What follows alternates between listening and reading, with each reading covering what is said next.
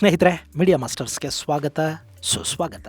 ಗೆಳೆಯರೆ, ಪಶ್ಚಿಮ ಬಂಗಾಳದಿಂದ ಅಕ್ರಮ ವಲಸಿಗರನ್ನ ಹೊರದಬ್ಬೋ ಕೆಲಸ ವೇಗವಾಗಿ ನಡೀತಾ ಇದೆ. ಅದಕ್ಕೆ ಸರಿಯಾಗಿ ಬಾಂಗ್ಲಾದೇಶದ ಬಾರ್ಡರ್ ಗಾರ್ಡ್ಸ್ ಕೂಡ ಭಾರತದ ಹೊರತಳ್ಳುವಿಕೆಯನ್ನ ಅಂದ್ರೆ ಬಾಂಗ್ಲಾದೇಶದ ಒಳಕ್ಕೆ ಅಕ್ರಮ ವಲಸಿಗರನ್ನ ತಳ್ತಾ ಇರೋ ಪ್ರಕ್ರಿಯೆಗೆ ತೀವ್ರ ವಿರೋಧವನ್ನ ವ್ಯಕ್ತಪಡಿಸ್ತಾ ಇದೆ.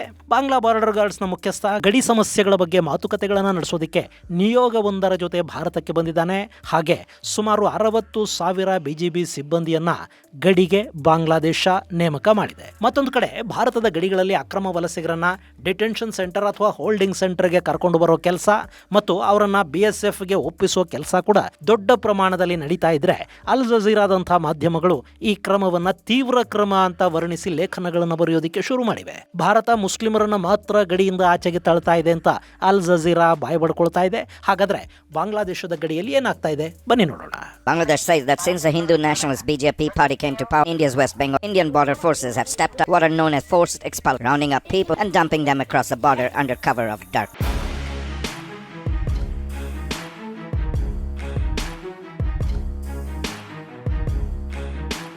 ಗೆಳೆಯರೆ, ಇದು ಅಲ್ ಜಜೀರಾ ಚಾನಲ್ ಬಾಂಗ್ಲಾ ಅಕ್ರಮ ವಲಸಿಗರನ್ನ ದಬ್ಬುತ್ತಾ ಇರೋದ್ರ ಬಗ್ಗೆ ಹೇಳ್ತಾ ಇರೋ ಮಾತುಗಳು. ಇಲ್ಲಿ ಬಾಂಗ್ಲಾದ ಅಕ್ರಮ ವಲಸಿಗರನ್ನ ಬಲವಂತವಾಗಿ ಭಾರತ ಹೊರಗೆ ತಳ್ಳುತ್ತಾ ಇದೆ.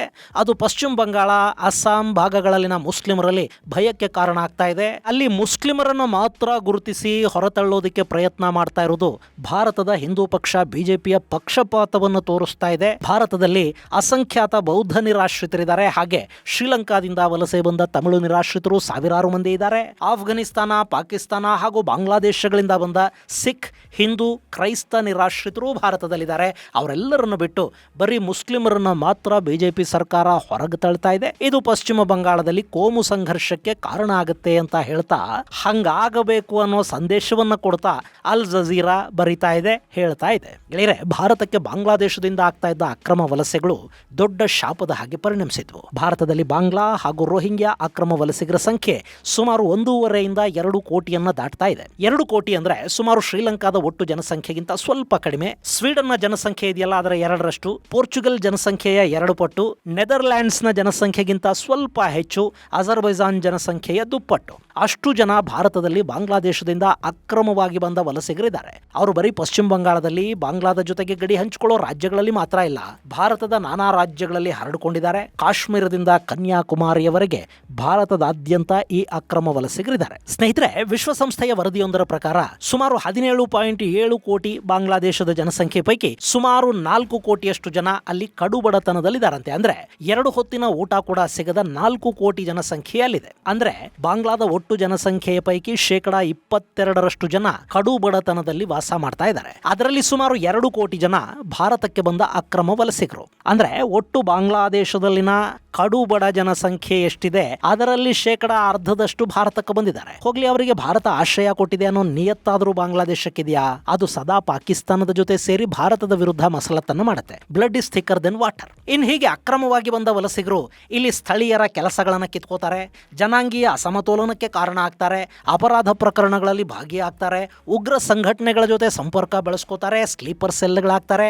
ಯಾವ ದೇಶ ಆಶ್ರಯ ಅನ್ನ ಕೊಟ್ಟಿದೆಯೋ ಆ ದೇಶದಲ್ಲೇ ಕನ್ನ ಹಾಕ್ತಾ ಹೋಗ್ತಾರೆ. ಅಲ್ಲಿ ಕೂಡ ಅನ್ನಕ್ಕಿಂತ ಮತ ಅನ್ನೋದು ಮುಖ್ಯ ಆಗುತ್ತೆ. ಹೀಗಾಗಿ ಅಕ್ರಮ ವಲಸಿಗರನ್ನ ಹೊರಹಾಕಲೇಬೇಕು ಅಂತ ಭಾರತದ ಸರ್ಕಾರ ನಿರ್ಧಾರವನ್ನು ಮಾಡಿದೆ. ಈ ಬಾರಿ ಪಶ್ಚಿಮ ಬಂಗಾಳ ಹಾಗೂ ಅಸ್ಸಾಂ ಚುನಾವಣಾ ಪ್ರಣಾಳಿಕೆಗಳಲ್ಲಿ ಕೂಡ ಬಿಜೆಪಿ ಅಕ್ರಮ ವಲಸಿಗರನ್ನ ಹೊರಹಾಕೋ ಮಾತಾಡಿತ್ತು. ಈಗ ಆ ಕೆಲಸ ಶುರು ಕೂಡ ಆಗಿದೆ. ಕೂಚ್ ಬಿಹಾರ್, ನಾದಿಯಾ, ನಾರ್ತ್ 24 ಪರಗಣ, ಮುರ್ಷಿದಾಬಾದ್ ಮುಂತಾದ ಜಿಲ್ಲೆಗಳ ಗಡಿಗಳಲ್ಲಿ ಈಗ ಅಕ್ರಮ ವಲಸಿಗರು ಹೆಚ್ಚಾಗಿ ಕಾಣ್ತಾ ಇದ್ದಾರೆ. ಅಲ್ಲಿ ತೆರೆಯಲಾಗಿರುವ ಹೋಲ್ಡಿಂಗ್ ಸೆಂಟರ್ಗಳು ತುಂಬುತ್ತಾ ಇವೆ. ಪ್ರತಿಯೊಂದು ಕಡೆಯೂ ದಿನಕ್ಕೆ ಸುಮಾರು 300ರಿಂದ 400 ಮಂದಿಯನ್ನ ಕರ್ಕೊಂಡು ಬರ್ತಾ ಇದ್ದಾರೆ. ಹಾಗೆ ಕರೆದೊಯ್ದವರನ್ನ ಹೋಲ್ಡಿಂಗ್ ಸೆಂಟರ್ ಅಲ್ಲಿ ಇಡ್ತಾರೆ. ಅಲ್ಲಿ ಅವರ ದಾಖಲೆಗಳನ್ನು ಪರಿಶೀಲಿಸೋ ಕೆಲಸ ನಡೆಯುತ್ತೆ. ಅವರು ಯಾರು, ಎಲ್ಲಿಂದ ಬಂದರು, ಹೇಗೆ ಬಂದರು, ಎಲ್ಲ ಮಾಹಿತಿಯನ್ನ BSF ಹಾಗೂ ಪೊಲೀಸರು ತಗೋತಾರೆ. ಆ ನಂತರ ಅವರ ಬೆರಳಚ್ಚು, ರೆಟಿನಾ ಮುಂತಾದವುಗಳ ಫೋಟೋ ತೆಕ್ಕೊಂಡು ಇವರ Aadhaar, voter ID, ration card ಸೇರಿದಂತೆ ಯಾವುದಾದ್ರೂ ಸರ್ಕಾರಿ ದಾಖಲೆಗಳಿದ್ರೆ ಅವುಗಳನ್ನು ಅಳಿಸಿ ಆ ನಂತರ ಗಡಿಗೆ ಕರ್ಕೊಂಡು ಹೋಗಿ ಬಾಂಗ್ಲಾದ ನೆಲಕ್ಕೆ ಬಿಡಲಾಗುತ್ತೆ. ಇದನ್ನ ಪುಷ್ ಔಟ್ ಅಥವಾ ಪುಷ್ ಬ್ಯಾಕ್ ಅಂತ ಕರೀತಾರೆ. ಭಾರತ ಈ ಪ್ರಕ್ರಿಯೆಯನ್ನ ಶುರು ಮಾಡಿದ ಕೂಡಲೇ ಬಾಂಗ್ಲಾದೇಶ ಈ ಬಗ್ಗೆ ಬಾಯ್ ಬಡ್ಕೊಳ್ಳೋದಕ್ಕೆ ಶುರು ಮಾಡ್ತು. ಇದನ್ನ ಅಕ್ರಮ, ಕಾನೂನುಗಳ ಉಲ್ಲಂಘನೆ ಅಂತೆಲ್ಲ ಬಾಂಗ್ಲಾದ ವಿದೇಶಾಂಗ ಇಲಾಖೆ ಹೇಳ್ತಾ ಇದೆ. ಅಕ್ರಮ ವಲಸಿಗರನ್ನ ನಮ್ಮ ದೇಶಕ್ಕೆ ವಾಪಸ್ ಕಳುಹಿಸಿ ಕೊಡೋದಕ್ಕೆ ಕೂಡ ಒಂದಷ್ಟು ಪ್ರೊಸೀಜರ್ಗಳಿವೆ. ಅದನ್ನು ಭಾರತ ಫಾಲೋ ಮಾಡ್ತಾ ಇಲ್ಲ ಅಂತ ಬಾಂಗ್ಲಾದೇಶ ಆರೋಪ ಮಾಡ್ತಾ ಇದೆ. ಆದರೆ ಭಾರತ ಈ ಹಿಂದೆ ಅಕ್ರಮ ವಲಸಿಗರ ವಿವರಗಳನ್ನು ಬಾಂಗ್ಲಾಕ್ಕೆ ಕಳುಹಿಸಿಕೊಟ್ಟಿತ್ತು. ಆದರೆ ಅದನ್ನು ಪರಿಶೀಲಿಸಿ ಕ್ರಮ ಕೈಗೊಳ್ಳೋ ಕೆಲಸವನ್ನ ಅವರು ಮಾಡಲೇ ಇಲ್ಲ. ಅಲ್ಲಿಗೆ ಕಳುಹಿಸಲ್ಪಟ್ಟ ದಾಖಲೆಗಳಿಗೆ ವರ್ಷಾನುಗಟ್ಟಲೆ ಪ್ರತಿಕ್ರಿಯೆನೇ ಬರಲಿಲ್ಲ. ಅಲ್ಲಿವರೆಗೆ ಭಾರತ ಅಕ್ರಮ ವಲಸಿಗರನ್ನ ಇಲ್ಲಿನ ನಿರಾಶ್ರಿತ ಕೇಂದ್ರಗಳಲ್ಲಿಟ್ಟು ಸಾಕ್ತಾ ಕೂತ್ಕೋಬೇಕಾಯ್ತು. ಹೀಗಾಗಿ ಇನ್ನು ಮುಂದೆ ಅಂಥದ್ದೇನು ನಾವು ಮಾಡೋದಿಲ್ಲ. ಅವರ ವಿಳಾಸ ವಿವರಗಳನ್ನು ತಗೋತೀವಿ, ಡಿಟೆಕ್ಟ್, ಡಿಲೀಟ್ ಮತ್ತು ಡಿಪೋರ್ಟ್ ಅಷ್ಟೇ. ನ್ಯಾಯಾಲಯದವರೆಗೆ ಕೂಡ ಅವರನ್ನು ಕರ್ಕೊಂಡು ಹೋಗೋದಿಲ್ಲ. ಪತ್ತೆ ಮಾಡಿದ ಕೂಡಲೇ ಹೋಲ್ಡಿಂಗ್ ಸೆಂಟರ್ಗೆ ಕರ್ಕೊಂಡು ಬಂದು BSFಗೆ ಹ್ಯಾಂಡ್ ಓವರ್ ಮಾಡ್ತೀವಿ ಅಂತ ಭಾರತದ ಸರ್ಕಾರ ಹೇಳ್ತು. ಆ ಕೆಲಸ ಈಗಲ್ಲಿ ನಡೀತಾ ಇದೆ. ಕಳೆದ 15 ದಿನಗಳಲ್ಲಿ ಸುಮಾರು 4800ರಿಂದ 5000 ಮಂದಿಯನ್ನ ಹೊರಗೆ ಕಳುಹಿಸಿದೀವಿ ಅಂತ ಪಶ್ಚಿಮ ಬಂಗಾಳದ ಮುಖ್ಯಮಂತ್ರಿ ಸುವೇಂದು ಅಧಿಕಾರಿ ಹೇಳ್ತಾ ಇದ್ದಾರೆ. ಇಲ್ಲಿ ಸಂಖ್ಯೆಗಳ ಬಗ್ಗೆ ಎಷ್ಟು ಮಹತ್ವ ಕೊಡಬೇಕು, ಅದನ್ನು ಎಷ್ಟು ನಂಬಬೇಕು ಗೊತ್ತಿಲ್ಲ. ಆದರೆ ಹೊರದಬ್ಬುವ ಕೆಲಸ ಮಾತ್ರ ನಡೀತಲೇ ಇದೆ. ಅದನ್ನು ತಡಿತಿರೋ ವಿಡಿಯೋಗಳನ್ನ ಬಾಂಗ್ಲಾದೇಶದ ಬಾರ್ಡರ್ ಗಾರ್ಡ್ಸ್ ಟ್ವೀಟ್ ಹಾಗೂ ಇನ್ನಿತರ ಸೋಷಿಯಲ್ ಮೀಡಿಯಾಗಳಲ್ಲಿ ಹಾಕೊಳ್ತಾ ಇದ್ದಾರೆ. ಅಲ್ಲಿ ಕೆಲ ಕಡೆಗಳಲ್ಲಿ ಸ್ವಲ್ಪ ಉದ್ವಿಗ್ನ ವಾತಾವರಣ ಕೂಡ ನಿರ್ಮಾಣ ಆಗ್ತಾ ಇದೆ. BGB ಜೊತೆ ಬಾಂಗ್ಲಾದೇಶದ ಗಡಿ ಗ್ರಾಮಗಳ ಜನ ಕೂಡ ಅಲ್ಲಿ ಗಸ್ತು ತಿರುಗುತ್ತಾ ಇದ್ದಾರೆ. ಕೆಲ ಭಾಗಗಳಲ್ಲಿ BSF ಯೋಧರ ವಿರುದ್ಧ ಕಲ್ಲು ತೂರಾಟದಂತಹ ಘಟನೆಗಳು ಕೂಡ ನಡೀತಾ ಇವೆ. ಗೆಳೆಯರೆ, ಇಲ್ಲಿ ಭಾರತದ ಈ ಕ್ರಮ ಬಾಂಗ್ಲಾದೇಶವನ್ನ ಎಷ್ಟು ಆತಂಕಕ್ಕೀಡು ಮಾಡಿದೆ ಅಂದ್ರೆ, BGB ಭಾರತದ ಗಡಿಗೆ ತನ್ನ 60,000 ಸಿಬ್ಬಂದಿಯನ್ನ ನಿಯೋಜನೆ ಮಾಡಿರುವುದಾಗಿ ಹೇಳಿಕೊಂಡಿದೆ. ಇಲ್ಲಿ ಗಮನಿಸಬೇಕಾದ ಅಂಶ ಅಂದ್ರೆ, ಭಾರತ ಮತ್ತು ಬಾಂಗ್ಲಾ ನಡುವೆ ಸುಮಾರು 4096 ಕಿಲೋಮೀಟರ್ಗಳಷ್ಟು ಉದ್ದದ ಗಡಿ ಇದೆ. ಇಷ್ಟುದ್ದದ ಗಡಿಯಲ್ಲಿ ಎಲ್ಲೂ ಅಕ್ರಮ ವಲಸಿಗರನ್ನ ಒಳಗೆ ತಳ್ಳದ ಹಾಗೆ ನೋಡಿಕೊಳ್ಳೋದಕ್ಕೆ 60,000 ಸಿಬ್ಬಂದಿಯನ್ನ ನೇಮಕ ಮಾಡಲಾಗಿದೆ. ಇದು ದೊಡ್ಡ ಮಟ್ಟದ ನಿಯೋಜನೆ ಅಂತೇನು ಅನ್ಸೋದಿಲ್ಲ. ಇಲ್ಲಿ ಬಾಂಗ್ಲಾ ಗಾರ್ಡ್ಸ್ ಭಾರತ ಮತ್ತು ಬಾಂಗ್ಲಾ ಗಡಿ ಪೋಸ್ಟ್ಗಳಲ್ಲಿ ಮತ್ತು ಅದರ ಸುತ್ತಮುತ್ತ ಒಂದಷ್ಟು ಗಸ್ತು ಮಾಡಬಹುದು. ಹಾಗೆ ಎಲ್ಲಿ ಅಕ್ರಮ ವಲಸಿಗರನ್ನ ಚೆಕ್ ಮಾಡೋದಕ್ಕೆ ಅಂತ ಕರ್ಕೊಂಡು ಬರ್ತಾರೆ ಅಂಥ ಕಡೆ ಇವರು ಪುಷ್ಔಟ್ ಅನ್ನು ತಡೆಯೋದಕ್ಕೆ ಪ್ರಯತ್ನ ಮಾಡಬಹುದು. ಆದರೆ ಇಡೀ ಗಡಿಯನ್ನ ಕಾಯೋದಿಕ್ಕಂತೂ ಸಾಧ್ಯ ಆಗೋದಿಲ್ಲ. ಮತ್ತು BSFಗೆ ಎಲ್ಲಿ BGB ಸಿಬ್ಬಂದಿಯನ್ನ ಎಂಗೇಜ್ ಮಾಡಿ ಎಲ್ಲಿಂದ ಯಾವಾಗ ಇವರನ್ನ ಹೊರಗೆ ತಳ್ಳಬೇಕು ಅನ್ನೋದು ತುಂಬಾ ಚೆನ್ನಾಗಿ ಗೊತ್ತಿದೆ. ಅವರದನ್ನ ಅದ್ಭುತವಾಗಿ ಮಾಡ್ತಲೂ ಇದ್ದಾರೆ. ಇನ್ನು ಇಲ್ಲಿ BGBಯನ್ನ ಖರೀದಿ ಮಾಡೋದು ಕೂಡ ತುಂಬಾ ಕಷ್ಟದ ಕೆಲಸ ಏನಲ್ಲ. ಸ್ವಲ್ಪ ಹಣ ಅವ್ರ ಕೈ ಕೊಟ್ರೆ ಅವರೇ ಈ ಅಕ್ರಮ ವಲಸಿಗರನ್ನ ವಾಪಸ್ ಕರ್ಕೊಂಡು ಹೋಗಿ ಅವ್ರ ನೆಲಕ್ಕೆ ಬಿಟ್ಟು ಬಿಡ್ತಾರೆ. ಅಥವಾ ನಾವು ಆ ಕಡೆ ಗಸ್ತು ಮಾಡ್ತಾ ಇರ್ತೀವಿ, ನೀವು ಈ ಕಡೆಯಿಂದ ಅವರನ್ನ ಒಳಗೆ ಕಳುಹಿಸಿ ಬಿಡಿ ಅಂತ ಕೂಡ ಹೇಳ್ತಾರೆ. ಸೊ BSF ಯೋಧರಿಗೆ ಈ BGB ಅನ್ನೋದೊಂದು ಸವಾಲು ಅಲ್ಲ, ಅದನ್ನ ನಿಭಾಯಿಸಿಕೊಳ್ಳೋದಕ್ಕೆ ಆಗೋದಿಲ್ಲ ಅಂತಲೂ ಅಲ್ಲ. ಹೀಗಾಗಿ ಅಕ್ರಮ ವಲಸಿಗರನ್ನ ವಾಪಸ್ಸು ಕಳುಹಿಸುವ ಕೆಲಸ ಆ ಗಡಿಯಲ್ಲಿ ತುಂಬಾ ಜೋರಾಗಿ ನಡೀತಾ ಇದೆ.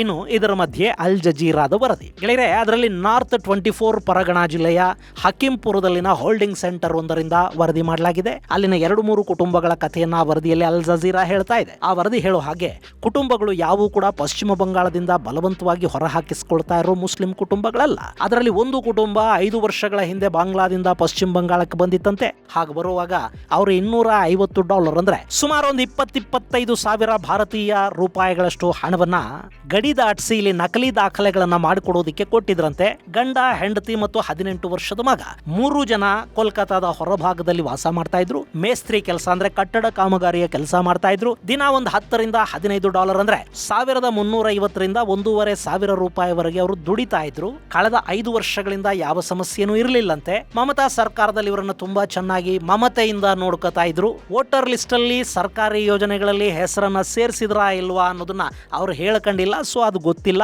ಅಂತೂ ಆ ಸರ್ಕಾರ ಇದ್ದಾಗ ಎಲ್ಲ ಚೆನ್ನಾಗಿ ನಡೀತಾ ಇತ್ತು. ಆದ್ರೆ ಈಗ ಸುವೇಂದು ಅಧಿಕಾರಿ ಮುಖ್ಯಮಂತ್ರಿ ಆದ್ಮೇಲೆ ಹುಡುಕಿ ಬಾಂಗ್ಲಾದೇಶಿಗಳನ್ನ ಹೊರ ಹಾಕ್ತೀವಿ ಅಂತ ಹೇಳಿರೋದ್ರಿಂದ ಯಾಕೆ ಬೇಕು ಸಮಸ್ಯೆ ಅಂತ ನಾವೇ ಹೊರಗೆ ಹೋಗ್ತಾ ಇದೀವಿ ಅಂತ ಈ ಕುಟುಂಬ ಹೇಳ್ಕೊಂಡಿದೆ. ಇನ್ನೊಂದು ಕುಟುಂಬ ರೈಜುಲ್ ಇಸ್ಲಾಂ ಅನ್ನೋ ಅವರು 4 ಜನ, ಗಂಡ, ಹೆಂಡತಿ ಮತ್ತು 2 ಮಕ್ಕಳು. 2 ವರ್ಷಗಳ ಹಿಂದೆ ಹೆಂಡತಿಗೆ ಸ್ಕಿನ್ ಡಿಸೀಸು ಅಂತ ತೋರಿಸೋದಕ್ಕೆ ಇವನು ಬಾಂಗ್ಲಾ ಗಡಿ ದಾಟಿ ಪಶ್ಚಿಮ ಬಂಗಾಳಕ್ಕೆ ಬಂದಂತೆ.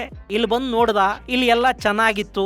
ಬಾಂಗ್ಲಾದೇಶದಲ್ಲಿ ತಿನ್ನೋದಿಕ್ಕೂ ಗತಿ ಇರಲಿಲ್ಲ. ಸರಿ, ಭಾರತಕ್ಕೆ ಬಂದುಬಿಟ್ರೆ ಹೆಂಗೋ ಬದುಕಂಬಿಡಬಹುದು ಅಂತ ಇವನಿಗೆ ಅನ್ನಿಸ್ತು. ಹಿಂಗಾಗಿ ಹೆಂಡತಿನ ಕರ್ಕೊಂಡು ವಾಪಸ್ ಹೋದವನು ಅಲ್ಲಿಂದ ಮಕ್ಕಳನ್ನೂ ಕರ್ಕೊಂಡು ಕಳ್ಳದಾರಿಲಿ ಮತ್ತೆ ಭಾರತಕ್ಕೆ ಬಂದ. 2 ವರ್ಷಗಳಿಂದ ಕೋಲ್ಕತಾದಲ್ಲಿ ಸೆಟ್ಲ್ ಆಗಿದ್ದ. ಕಟ್ಟಡ ಕಾಮಗಾರಿ ಮಾಡ್ತಾ ಇದ್ದ. ಸಂಪಾದನೆ ಚೆನ್ನಾಗಿತ್ತು. ದಿನಕ್ಕೆ ದಿನಕ್ಕೊಂದು ₹1,000ವರೆಗೆ ಸಿಗ್ತಾ ಇತ್ತು, ಈಗ ಹೊರಗೆ ಹಾಕ್ತಾ ಇದ್ದಾರೆ ಅನ್ನೋದು ಅವನ ಗೋಳು.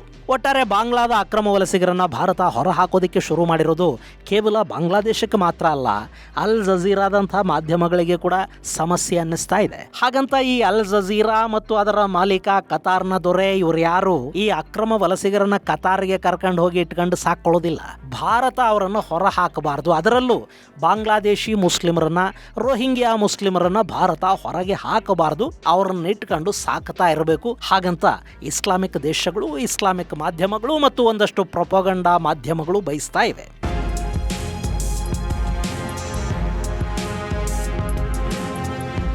ಗೆಳೆಯರೇ, ಇದೆಲ್ಲದರ ನಡುವೆ ಬಾಂಗ್ಲಾ ಬಿಜಿಬಿಯ ಮುಖ್ಯಸ್ಥ ಮೇಜರ್ ಜನರಲ್ ಮೊಹಮ್ಮದ್ ಅಶ್ರಫ್ ಉಜ್ಜಮಾನ್ ಸಿದ್ದಿಕಿ 14 ಮಂದಿ ನಿಯೋಗದ ಜೊತೆ ಭಾರತಕ್ಕೆ ಬಂದಿದ್ದಾನೆ. ಅಕ್ರಮ ವಲಸಿಗರನ್ನ ಹೊರಹಾಕೋ ಪ್ರಯತ್ನಗಳು, ಭಾರತ ಬಾಂಗ್ಲಾ ಗಡಿಯಲ್ಲಿ ಬಾರ್ಡರ್ ಫೆನ್ಸಿಂಗ್ ವಿವಾದ, ಬಾಂಗ್ಲಾ ಗಡಿಯಲ್ಲಿ ಸ್ಮಗ್ಲರ್ಗಳು ಮತ್ತು ಅಲ್ಲಿನ ಕೆಲ ನಿವಾಸಿಗಳು ಹಾಗೂ BSF ನಡುವೆ ನಡೀತಿರೋ ಸಂಘರ್ಷಗಳು, ಇವೆಲ್ಲವುಗಳ ಬಗ್ಗೆ BSFನ ಡೈರೆಕ್ಟರ್ ಜನರಲ್ ಪ್ರವೀಣ್ ಕುಮಾರ್ ಅವರ ಜೊತೆ ಈ ಸಿದ್ದಿಕಿ ಮತ್ತವನ ತಂಡ ಒಂದಷ್ಟು ಚರ್ಚೆಗಳನ್ನು ಮಾಡ್ತಾ ಇದೆ.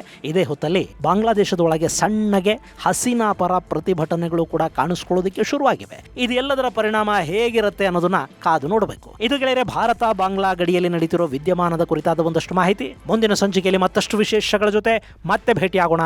ಅಲ್ಲಿವರೆಗೆ ಜೈ ಹಿಂದ್, ಜೈ ಕರ್ನಾಟಕ.